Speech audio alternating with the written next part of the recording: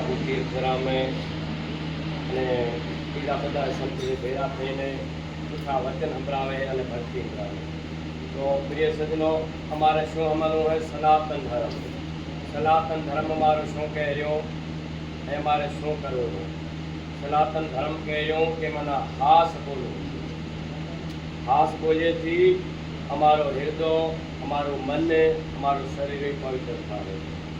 साच बराबर तप नहीं, पाप बराबर झूठ नहीं. जाके हृदय साच, ताकि हृदय फिर हुआ.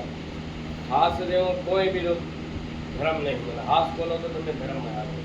અહીં કૂડ બોલો તો એ પાપ. તો હવે મારે હાસ ને લેવો હોય. કેમ કે કૂડને હટાડે હારું થઈને તો કૂડ આપવાનો હોય.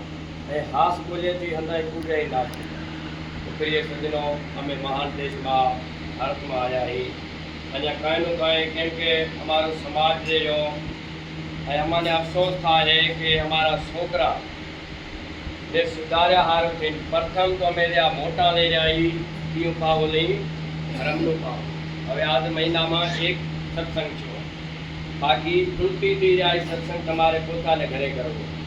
સત્સંગ કેવો કરવો હોય કે પ્રથમ વહેલું ઉઠવું, સૂર્યાદેવ લાવગે એમ તમારે ઉઠી લાવવું, સ્નાન કરવું, આદિ દાખલ કરી પરમાત્માના મંદિરમાં જઈ ધૂપદીવો કરી અગરબત્તી બારીને ભજન કરવું હોય.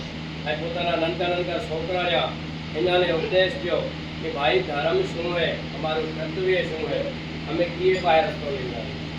ભાઈ મારે હાલ પડે 5-10 મિનિટ હાલ વાર તમે ભગવાનનું નામ લો. ભગવાનનું નામ લીધે અમારા અસકી જન્માના પાપ રહ્યા કટાયું હશે. ના જો ભગવાનનું નામ નહીં લઈએ, પરમાત્માનું ભજન નહીં કરીએ તો વરે આ સંસારમાં આવવું પડશે. હવે વરે સંસારમાં આવ્યા વાહે દુઃખા નીકળા પડી જાય. આ મૃત્યુ લોક રહ્યો, આમાં કેને સુખ નહીં. સુખ કેને હે જે પરમાત્માનું ભજન કરે.